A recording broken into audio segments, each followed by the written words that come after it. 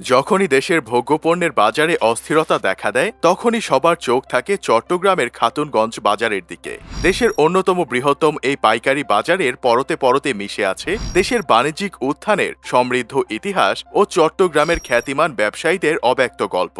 চট্টগ্রামের ব্যবসা বাণিজ্যের প্রাণকেন্দ্র হিসেবে পরিচিত এই বাজারটি দেশের অর্থনীতিতে ঠিক কতটা অবদান রাখছে তা বলে বোঝানো সম্ভব নয়। বর্তমানে দেশের মোট ভোগ্যপণ্যের প্রায় 50% সরবরাহ হচ্ছে খাতুনগঞ্জ থেকে।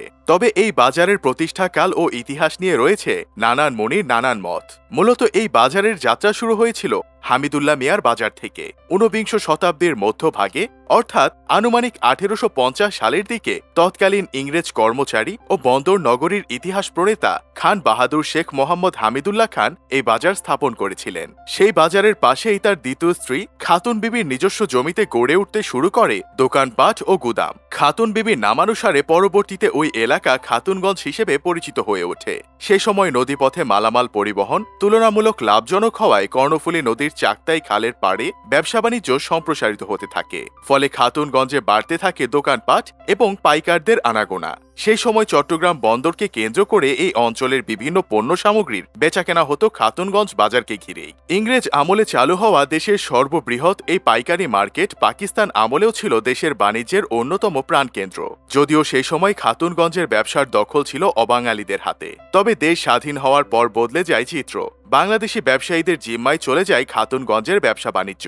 এই বাজার থেকেই উঠে এসেছিল দেশের একাধিক জনপ্রিয় শিল্প গ্রুপ। সেগুলোর মধ্যে অন্যতম হল এসালম, পার্টেক্স, মেঘনা, সিটি গ্রুপ, টিকে, বিএসএম, জিপিএইচ, কেডিএস ও পিএইচপি। এইসব বড় বড় শিল্প গ্রুপের পাশাপাশি আরও কয়েক হাজার ব্যবসায়ীর অংশগ্রহণে খাতুনগঞ্জ পরিণত হয় দেশের ভোগ্যপণ্য বাজারের মূল চালিকা শক্তিতে। আমদানিকারক প্রতিষ্ঠানগুলোর সামনে ব্রোকার ও ডিও ব্যবসায়ীদের ভিড়, শ্রমিকদের কর্মব্যস্ততা, সড়ক জুড়ে তীব্র যানজট ও দিনরাত মালামাল লোড আনলোড ছিল খাতুনগঞ্জের নিত্যদিনের চিত্র।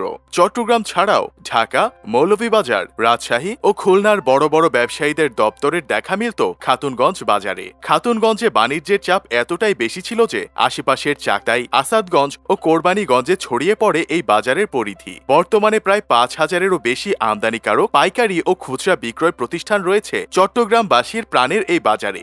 ভোগ্যপণ্য ছাড়াও ইস্পাত সামগ্রী, রাসায়নিক সামগ্রী, সুগন্ধি ও নিত্য ব্যবহার্য পণ্য পাইকারি অথবা খুচরা মূল্যে কিনতে পাওয়া যায় এখানে। তবে কালের পরিক্রমায় খাতুনগঞ্জ বাজারে সেই সোনালী অতীত এখন গত হয়েছে।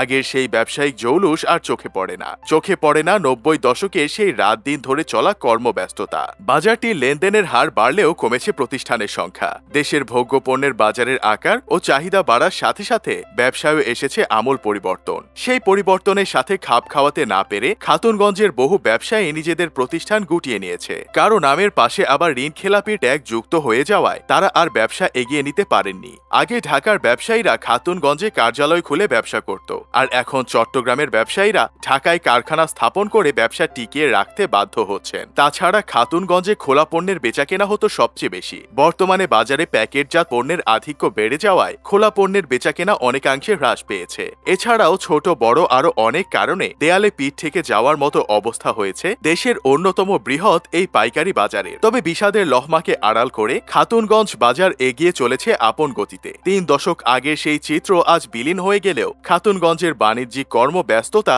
আজও চোখে পড়ে।